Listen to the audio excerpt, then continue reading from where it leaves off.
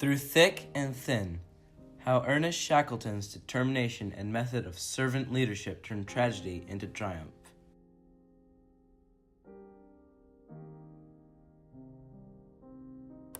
From 1915 through 1917, while the majority of the world was consumed with fighting World War I, Sir Ernest Shackleton and his crew were attempting the first land crossing of the Antarctic when they became stranded after their ship, the Endurance, was crushed by pack ice and eventually sunk. This tragedy was turned to triumph when Shackleton returned 16 months later and rescued all 27 men. To get his crew home safely, he led them across ice, sea, and land with all the tools he could muster. His commitment to a larger purpose and imaginative methods to achieve a goal are a model for the leaders of the 21st century. The Antarctic, the most hostile place on Earth. Under the South Pole lies a continent with glaciers up to 2 miles in depth. This mammoth ice cap presses down so heavily that it actually distorts the shape of the Earth. The ice never melts, spawning winds, storms, and weather that affect the entire planet. In the winter, the temperature reaches to 100 degrees below zero.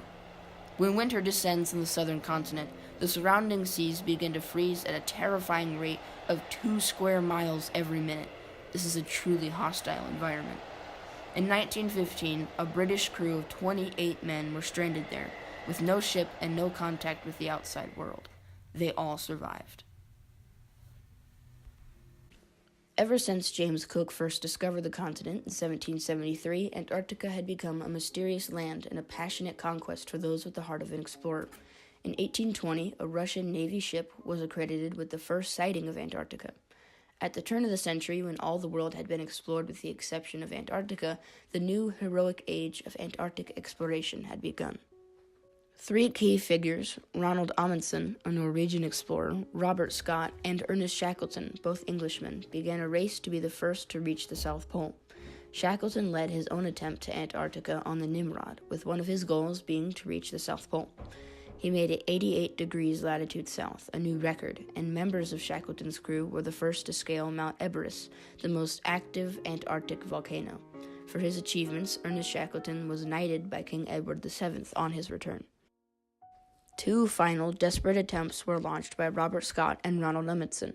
Scott's expedition failed, but Amundsen made it to the South Pole on December 14, 1911, and planted the flag for Norway.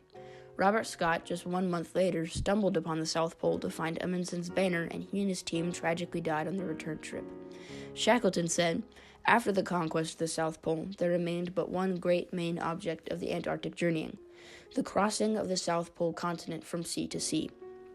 On December 29, 1913, the London Times reported, "We are able to announce today, with a satisfaction which shall be universally shared, that Sir Ernest Shackleton will lead a new expedition to the South Pole."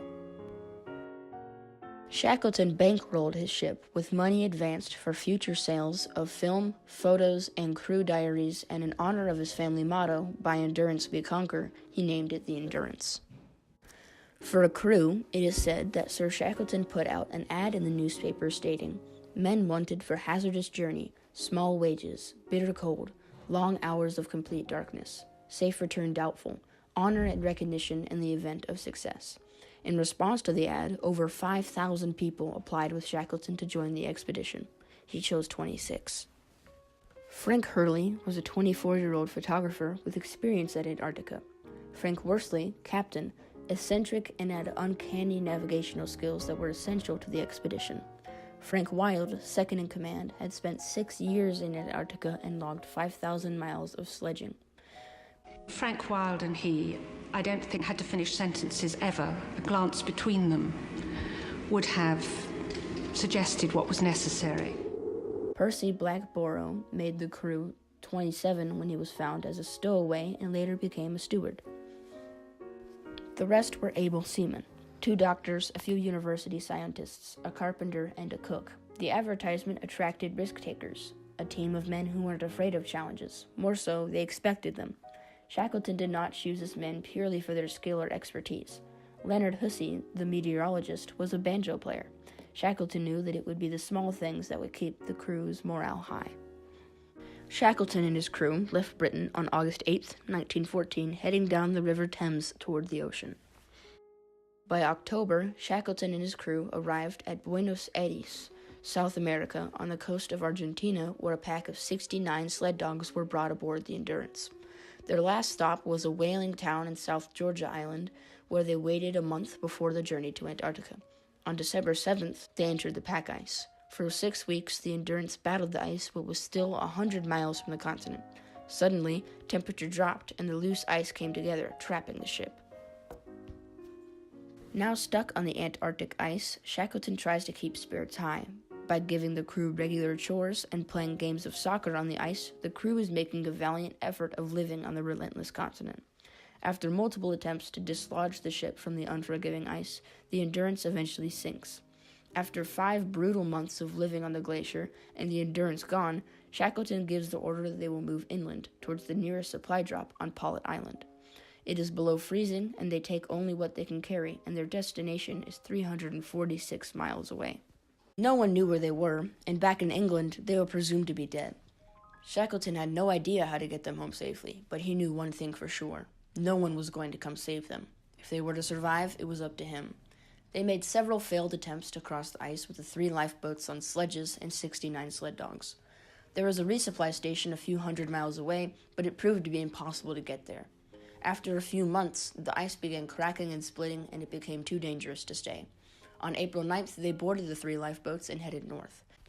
After a 16-day perilous journey, they made it to Elephant Island. No one was there that could help them, but they were on land. It was small comfort. The men were in worse shape than ever before, and demoralization was setting in. They had almost no food, and daily rations were tiny. Eventually, Shackleton saw no other choice but to take the best lifeboat, a few of the men, and sail across the Weddell Sea to South Georgia Whaling Station, where they had started. It was 800 miles. Miraculously, after 3 weeks, they made it. However, once there, it took Shackleton 4 more months to get a ship to rescue his crew. On August 30th, 1916, he arrived at Elephant Island to find the 22 men he left behind, all of them alive. He rescued his men from the most desolate continent on Earth. When times were darkest, Shackleton's light shone brightest, and his leadership and bravery then are an example that we should still follow. His optimism, commitment, and endurance inspire and motivate leaders of today. When we look at these enduring works, we find important insights on how to motivate people, allocate resources, and act with great integrity in moments of crisis. There are several things to be learned from Shackleton's style of servant leadership. First, to model and inspire optimism. Shackleton believed in his mission and in his team. His optimism was contagious. Secondly, develop a clear shared purpose. Everyone who joined the Antarctic expedition understood the purpose. Clarity around purpose has been shown time and time again to be the most important factor to impact a team's success. Third, build unity and commitment within the team. Shackleton knew each team member personally and understood their strengths and their style. He made sure team members could come to him with concerns and had an open door policy long before the term was coined. Fourth, create a plan and an alternate plan. During the 15-day journey in the lifeboats, Shackleton changed the plan 4 times. The change was always because new information emerged and he had to adjust in order to meet the end goal. Finally, make tough decisions. Shackleton continually made difficult decisions throughout the expedition. Shackleton may have never fulfilled his dream to go to the South Pole or achieve his goal to cross Antarctica, but he would not accept death. He used the systems approach to create a strong team that could handle the difficult situations they faced. In the end, through tragedy, he brought triumph.